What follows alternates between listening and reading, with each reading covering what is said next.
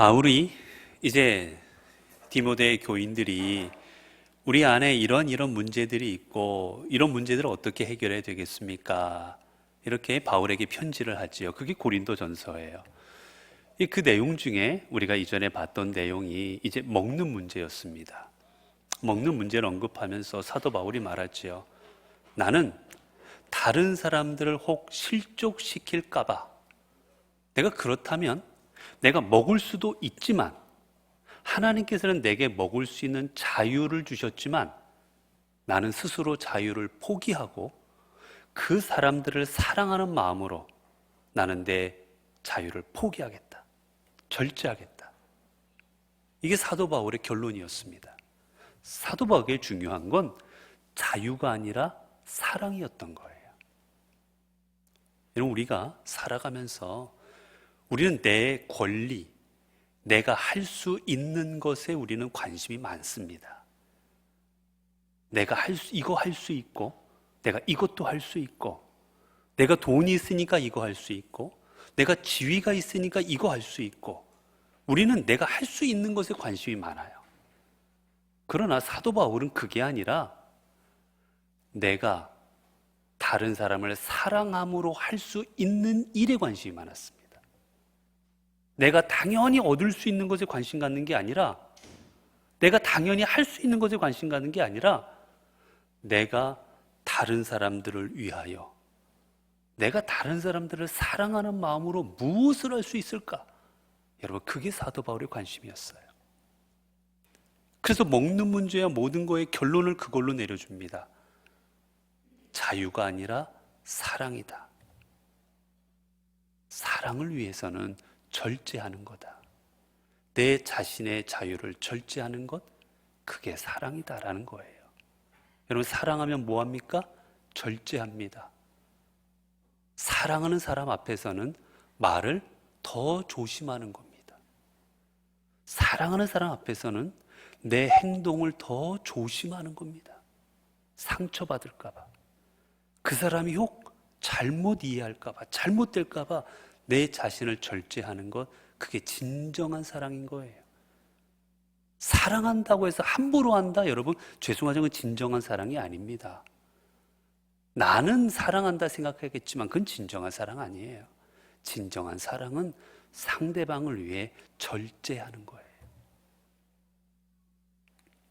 그래서 그러면서 사도 바울은 말합니다. 내가 사도로서 많은 교회로부터, 내가 개척한 교회, 내가 성도들을 이룩한 교회, 전도한 교회로부터 내가 봉양받을 권리가 있다.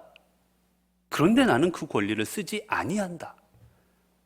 왜냐하면 내가 혹시 그 권리를 씀으로 인하여 사람들이 사도 바울도 저 거짓 선지자들과 똑같구나, 저 사도 바울도 저 거짓 철학자들과 똑같구나 라고 생각하여 그들이 혹이라도 시험들까 봐, 그렇기 때문에 나는 다른 사도들처럼 교회로부터 부양받고 교회로부터 여러 가지 지원받을 나에게도 그런 권리가 있지만 나는 이것을 사용하지 아니하노라 라고 말하고 있습니다.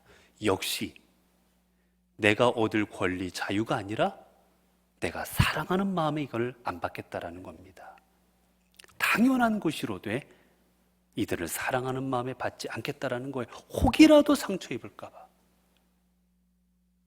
이제 그 관한 내용으로 자신이 어떻게 더 절제하고 있는지, 내 권리에 대해서 얼마나 더 어떤 내용들을 절제하고 있는지 더 구체적으로 오늘 본문부터 더 이야기하고 있습니다.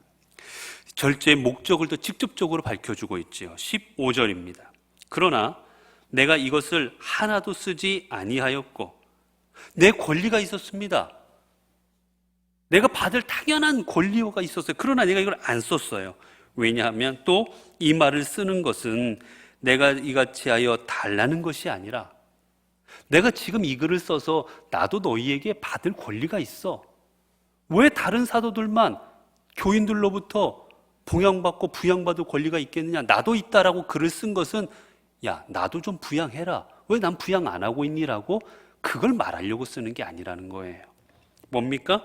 내가 차라리 죽을지언정 얼마나 강하게 말하냐면 내가 죽을지언정, 내 목숨 내놓고 얘기하는 겁니다. 누구든지 내 자랑하는 것을 헛된 대로 돌리지 못하게 하리라. 내가 당연히 받을 수 있다. 그러나 내가 이거를 절대로 안 하는 것, 차라리 죽으면 죽었지, 내가 이 권리를 쓰지 않고 있는 이유는 뭐 때문이냐면 내가 내 자랑하는 것을 헛된 대로 돌리지 않기 위함이다. 여러분, 사도 바울은 자랑에 대해서 두 가지로 설명을 합니다. 사도 바울의 성경에 보면 자랑이 두 가지 의미로 나와요. 첫 번째는 자랑하지 말라라는 겁니다. 사도 바울 이 글을 보면 첫 번째 자랑에 대한 말은 자랑하지 말아라 합니다. 너희는 절대 자랑하지 말아라. 어딘가 볼까요? 고린도전서 1장 29절입니다. 고린도전서 1장 29절. 고린도전서 1장 29절입니다. 제가 읽어드릴게요. 이는 아무 육체도 하나님 앞에서 자랑하지 못하게 하려 하심이라. 지혜 있는 자들에게 지혜 없는 자들이 더 지혜롭게 하시고, 하나님께서 그렇게 하시는 이유가 뭐냐? 육체로 인하여 자랑하지 못하게 하려는 거예요. 사람들이 야, 나 좀 알아, 나 좀 갖고 있어, 나 좀 강해 라고 하는 사람들을 하나님께서는 약한 자를 통하여 그 사람들을 부끄럽게 하신다는 겁니다. 나 성경 좀 읽었어, 나 신앙생활 좀 했어, 나 기도 좀 해, 이런 사람들에게 하나님께서 부끄럽게 만드신다는 거예요. 왜? 나를 위하여 자랑하고 있기 때문에. 사도 바울의 결론은 딱 이겁니다. 나를 위한 자랑은 절대로 하지 말라는 거예요. 내가 뭐 얼마 교회를 다녔고, 내가 뭐 교회에서 뭘 하고 있고, 내 직분이 뭐고, 내가 뭐 얼마나 큰 교회 직분자고. 여러분, 우리 가끔 보면 그런 것도 있잖아요. 내가 어떤 교회 다니나. 목사님들하고 이렇게 이야기를 나누다 보면 좀 작은 교회 목사님들이 참 힘들어 하시는 게 있더라고요. 뭐냐면 교인들끼리 그런데요. 작은 교회 교인은 니네 교회는 유치원이라고. 그리고 이렇게 몇천 명 모이는 교회, 우리는 대학교다. 니네 거기 계속 있으면 유치원 정도밖에 안 돼. 우리 교회 와야 대학생처럼 할 수 있다고. 그래, 이 교인들을 열심히 키워놓으면 이 교인들이 이 큰 교회로 가버린다라는 거예요. 큰 교회 다니면 뭔가 자부심 있는 것 같고. 여러분, 성경의 사도 바울은 분명하게 말합니다. 내 자신을 위하여서는 절대로 자랑하지 마라. 너의 스스로, 너의 육체, 너희의 가진 걸로는 일절 자랑하지 말라라는 거예요. 예수님께도 같은 말씀을 하십니다. 바리새인들을 신랄하게 비판하십니다. 왜냐? 저들은 사람들 앞에서 드러내려고 하느니라. 기도할 때도 사람들이 많이 모이는 저작거리, 우리는 말하면 시장통에서 많은 사람들 앞에서 얼굴 힘들어하는 모습. 나 지금 금식하고 있노라. 너희들은 금식 못하지? 나는 금식하고 있다 드러내려고 사람 많은 데서 대놓고 한다라는 거예요. 그들을 비판하십니다. 그러시면 뭐라 말씀하신지 아십니까? 너희의 의가 서기관들과 바리새인보다 더 낫지 아니하면 결단코 천국에 들어가지 못하리라. 그들을 비판하시면서 말씀하십니다. 너희가 저 서기관들과 바리새인보다 낫지 않으면 결단코 너희가 천국 못 갈 것이다. 여러분, 그렇기에 우리는 저를 포함하여서 내 스스로에 대한 건 자랑하면 안 됩니다. 내가 대학을 어디 나왔고, 얼마나 공부를 했고, 내가 얼마나 알고 있고, 여러분, 이런 건 절대 자랑할 게 아니라는 겁니다. 왜? 하나님은 그걸 부끄럽게 하십니다. 근데 오늘 본문에서 또 사도 바울이 또 하나의 자랑을 말합니다. 오늘 본문에 나오는 자랑인데 이것은 자랑하라는 거예요. 뭡니까? 바로 예수 그리스도입니다. 내 자신은 절대 자랑하지 말고 단 너희의 자랑은 오직 예수 그리스도가 되게 하라는 거예요.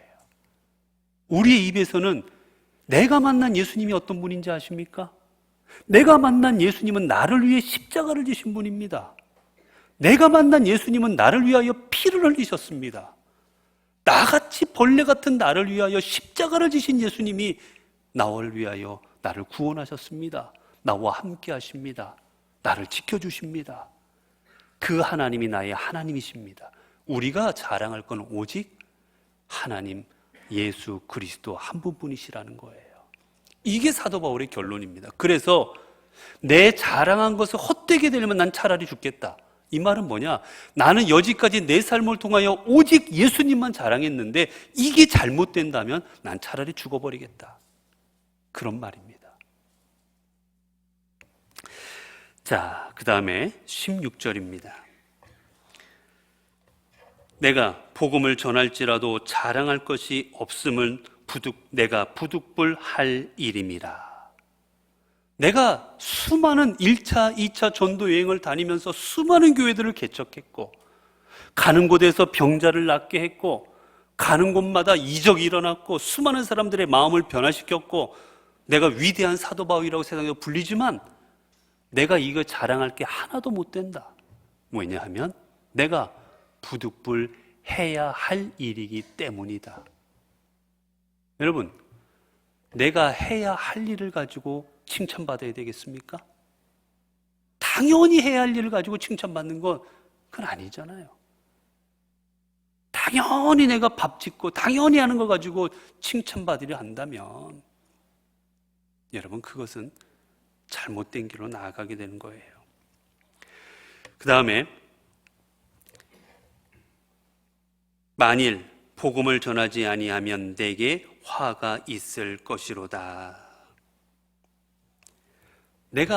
지금 내가 이 사명을 감당하고 있는 것은 내가 당연히 해야 되는 일이고, 그리고 내가 이 일, 복음 전한 일을 하지 아니하면 내게 화가 있을 것이다. 이러면서 화라는 것은 여러분 무슨 뜻이냐면, 이 화라는 말은요, 슬픔이란 뜻이에요. 슬픔.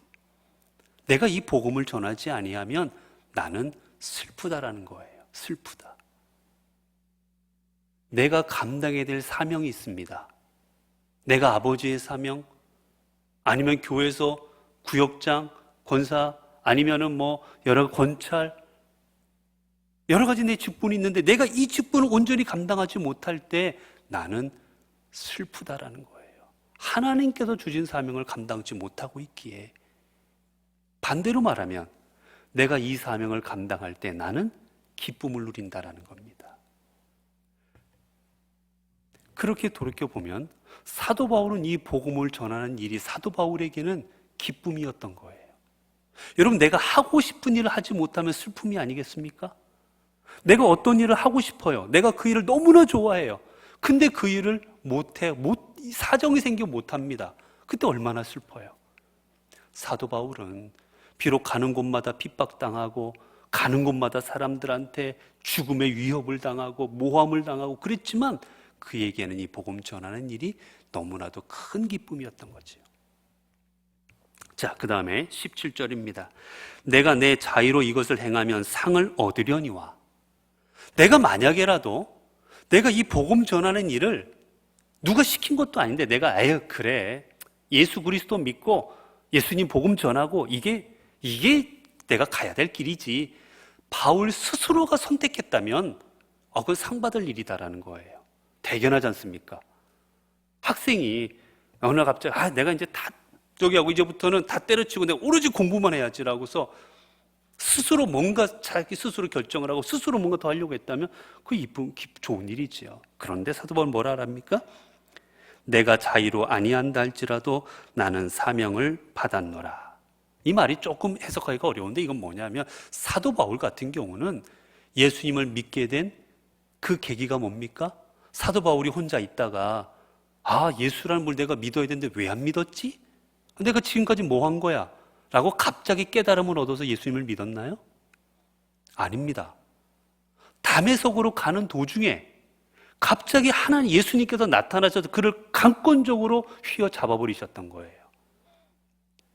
그가 스스로 예수를 믿기로 결심했던 게 아니라 예수 그리스도가 사도 바울을 강권적으로 거꾸로 들이셨던 겁니다.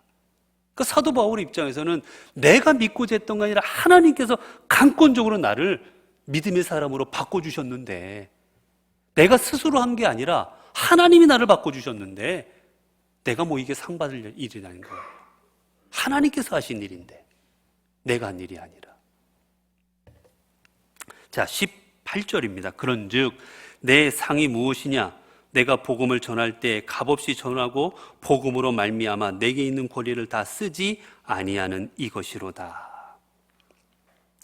내 상은 내가 하나님의 복음을 전하고 하나님의 복음을 전하는 데 있어서도 내가 내 권리를 다 쓰지 않아도 이게 내게 기쁨이라는 거예요. 만약에 복음을 전하는 데 있어서, 아니 베드로는 아내를 데리고 다니면서 전도하고 있고 그러면서도 온 가족이 교회들로부터 부양을 받고 있고, 다른 사도들 보니 아니 애까지 데리고 다니면서 온 가족이 부양받고 있고 필요한 물품을 교회로부터 받아 쓰고 있는데 나는 왜 너희들이 그렇게 대접 안 하니? 라는 마음이 있으면 얼마나 섭섭했겠어요.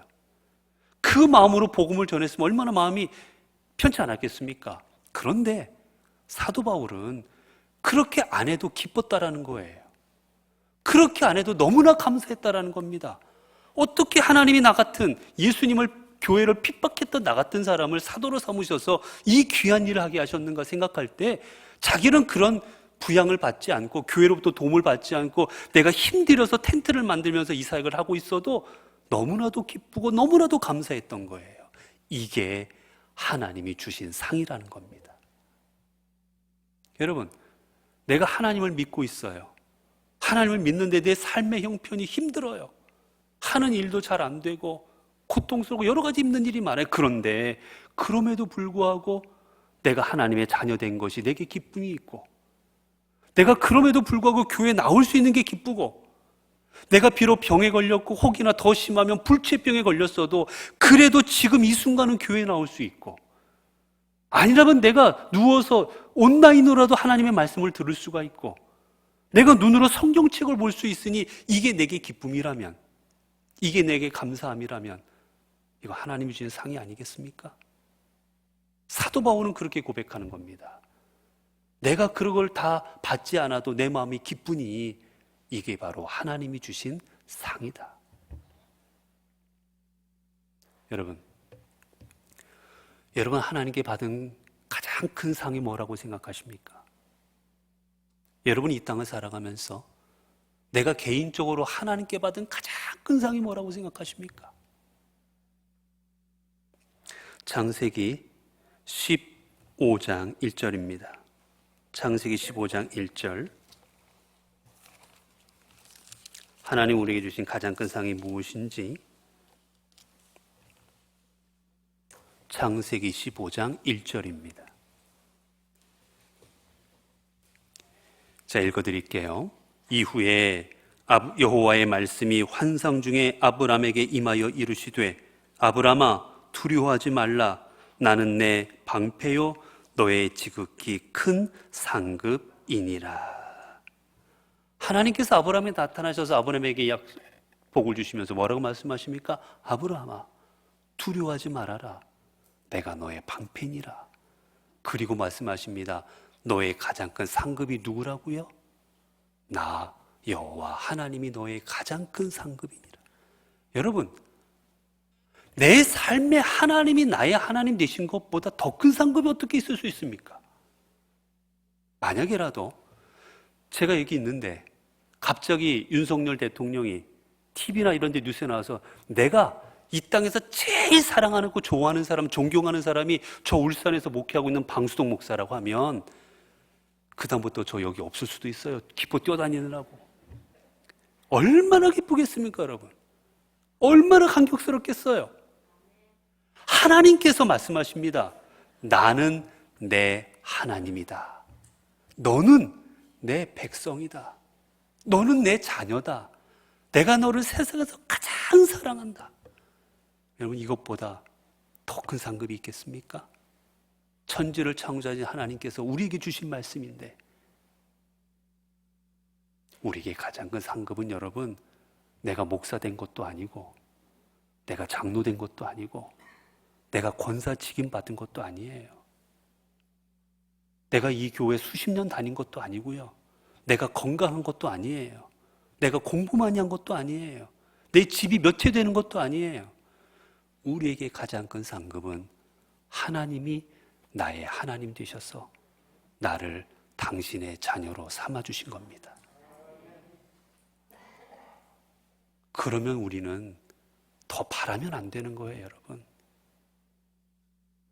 그런데도 우리는 그럼에도 불구하고 하나님이 조금 건강 안 주시면, 하나님께서 내가 조금 더 성공의 길로 나가게 안 해주시면, 내가 원하는 거 조금만 안 들어주시면 우리는 원망하잖아요. 우리는 이미 가장 큰 상급을 받았음을 기억하고, 내게 이후에 주시는 모든 것들이 하나님의 상급임을 기억하고, 조금 힘들고 어려워도 내 뜻대로 되지 않을지라도 우리는 하나님 앞에 감사함으로 살아가야 되는 겁니다. 자, 그 다음입니다. 자, 그 다음에 내가 복음을 전할 때 값없이 18절이지요. 전하고 복음으로 말미암아 내게 있는 권리를 다 쓰지 아니하는 이것이로다. 하나님께서 내 하나님이 되어주셨으니, 나에게는 하나님이라는 상급이 있으니 나는 더 이상 안 받아도 된다라는 거예요. 19절입니다. 내가 모든 사람에게는서 자유로우나 스스로 모든 사람에게 종이 된 것은 더 많은 사람을 얻고자 함이라. 내가 자유인입니다. 여러분, 내 마음대로 하죠. 여러분, 예수 그리스도를 믿었으니 더 이상 율법에 속박되지 않습니다. 율법을 하려면 360가지가 넘는 율법을 매일매일 지켜나가야 됩니다. 그 율법을 안 지키면 안 된다라는 거예요. 그러나 그로부터 우리는 해방이 됩니다. 얼마나 감사한 일이에요. 그런데 내가 그렇게 자유인이 되었지만, 그러나 내가 죄로부터도 자유인이 되고 자유인이 됐지만 나는 스스로 뭐가 된다고요? 종이 됩니다. 그것은 더 많은 사람을 얻고자 함이라. 무슨 내용인지 20절부터입니다. 유대인에게서 내가 유대인과 같이 된 것은 유대인을 얻고자 함이요. 더 많은 사람을 얻고자 뭐 했느냐? 내가 유대인들 앞에서는 유대인처럼 했다라는 거예요. 대표적인 게 뭐냐면, 사도행전에 보게 되면 사도 바울이 전도여행을 2차 전도여행을 하면서 디모데를 제자로 삼게 됩니다. 루스드라라는 곳에서 디모데를 제자로 삼는데, 그곳에는 유대인들이 많았어요. 근데 유대인들이 하나님의 복음을 전하는 일을 이제 바울이 감당할 때 유대인들이 바울을 통해 말씀을 많이 들었습니다. 근데 디모데는 어머니는 유대인이지만 아빠는 헬라인이에요. 근데 유대인들은 이방인들과 같이 안 있으려고 합니다. 이방인과 식사도 하지 않아요. 그러니 복음 전하는데 만약에 사도 바울이 이 디모데를 데리고 다니면 유대인들이 껄끄럽게 생각할 겁니다. 그래서 뭐 했느냐? 사도 바울은 성경을 때 분명히 말해요. 할례 소용없다. 할례 받지 마라. 할례하고 싶어? 네 거나 해. 왜 남의 보고 할례하라고 그래? 비난합니다. 그런데 디모데를 데려다가 할례를 합니다. 왜냐? 자신과 함께 복음을 전할 때 유대인들에게 걸림돌이 될까 봐입니다. 그토록 할례에 대해서 신랄하게 비판하고 할례로 인해서 비난하는 사람들에게 저주를 퍼부었던 사도 바울이지만, 복음 전하는 데 방해가 될까 봐 스스로 디모데를 데려다가 할례를 행해요. 더 많은 사람을 구원코자 하는 일에는 사도 바울은 거리낌이 없었습니다. 그 다음에 율법 아래에 있는 자와 같이 된 것은 율법 아래에 있는 자들을 얻고자 함이요. 그렇게 율법 아래에 얽매여 있는 사람들에게는 구태여 율법 어기는 모습을 보여서 아예 그냥 걸림돌이 되어서 그들에게 복음 전하지도 못하게 하는 이런 일을 안 당하고자 함이요. 21절이에요. 율법 없는 자에게는 내가 하나님께는 율법 없는 자가 아니요 도리어 그리스도 율법 아래에 있는 자이나 율법 없는 자와 같이 된 것은 율법 없는 자들을 얻고자 함이라. 이방인들과 함께 식사도 하고 그들에게 할례를 받지 않아도 된다고 이야기도 하고, 이 모든 것은 그들을 얻고자 합니다. 그들과 내가 함께 유대인으로서 그들과 함께 행하는 것, 그들을 얻고자 함이라는 거예요. 22절입니다. 약한 자들에게 내가 약한 자가 된 것은 약한 자들을 얻고자 함이요, 내가 여러 사람에게 여러 모습이 된 것은 아무쪼록 몇 사람이라도 구원하고자 함이니. 약한 자들을 위해 우상의 제물을 먹는 문제를 가지고 얘기할 때 약한 자들을 보호하고자 나는 고기를 먹지 않겠노라. 그들이 실족한다면 나는 평생을 고기 먹지 않아도 된다. 그 사람들을 구원고자 함인 겁니다. 23절입니다. 내가 복음을 위하여 모든 것을 행함은 복음에 참여하고자 함이라. 내가 복음을 위하여 이 모든 것을 행함은 하나님의 구원의 사역에 참여하고자 합니다. 24절이에요. 운동장에서 다름질하는 자들이 다 달릴지라도 오직 상을 받는 사람은 한 사람인 줄 너희가 알지 못하느냐. 너희도 상을 받도록 이와 같이 다름질하라. 우리나라도 가끔 이제 우리 울산에 제가 알기로 얼마 있다가 전국체전인가 아마 울산에서 얼마 있다 할 겁니다. 경주를 하게 되지요. 이 고대, 이 중세 때, 이때도 그 마을이라든지 도시마다 이런 경기가 많이 열렸습니다. 이 경기가 열리면 언제나 시합을 통해서 우승자를 가리게 되지요. 이제 그때 말하는 겁니다. 여러분, 달리기를 하면 지금은 1, 2, 3등 뭐 뒤에도 주기도 하지만 이때는 1등 한 사람만 상을 줬습니다. 작은 대회에서는 여러 명 상을 주기도 했다고 해요. 근데 큰 대회에 나가면, 큰 도시에서 하는 곳에서는 1등만 상을 줬다고 합니다. 아무리 열심히 뛰어도 1등 아니면 소용이 없었던 거예요. 그거를 많은 그리스도인들이 압니다. 알아서 그들에게 말하는 거예요. 너희들이 다름질할 때 보면 맨 첫 번째 뛰는 사람들, 맨 앞에 나가는 사람들이 그 사람들에게 상이 주어지는 것처럼 너희가, 여러분, 앞서서 나가는 사람이 어떻게 나가겠습니까? 뭐 2등, 3등 가도 뭐 얻는다면 뭐 1등 안 가도 뭐 2등만 돼도 되지라는 마음으로 뛰지 않겠어요? 그러나 1등만 받으니 어떻게 하겠습니까? 무조건 1등 하려고 뛸 거 아니겠어요? 너희가 구원에 참여하고자 하면 그 구원을 얻고자 그런 마음으로 살아가야 된다는 겁니다.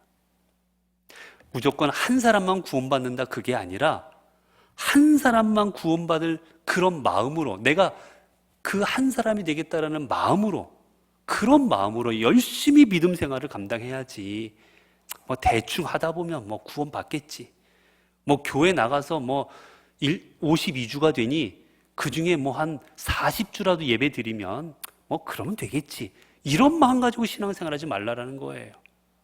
뒤에 같은 내용입니다.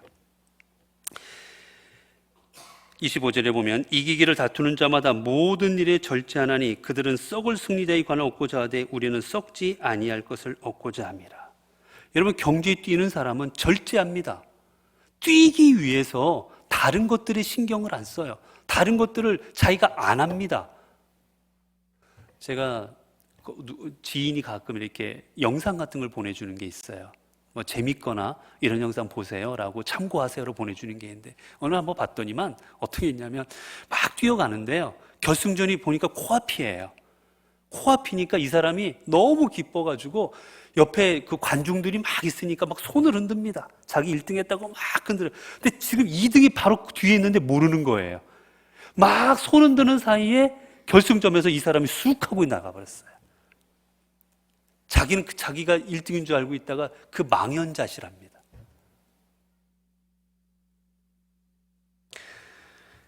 그렇죠, 여러분? 이 1등 하려면, 경기에서 우승하려면 다른 데 시선도 돌리지 않고 이 일을 위해서 내가 절제할 줄도 알아야 되는 거예요. 딴 거 보고 싶은 거 보지 않고 하고 싶은 거 하지 않고 오로지 뛰는 일에 열심을 내야 되는 겁니다. 그 뒤입니다. 그러므로 나는 다름질하기를 향방 없는 것 같지 아니하고, 내가 방향 없이 다름질하면 여러분 어떻게 되겠습니까?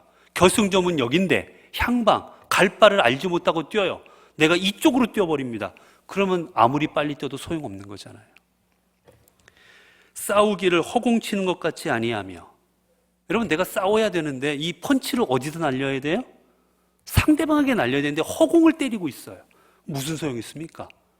얻어맞기 날 거지. 27절입니다.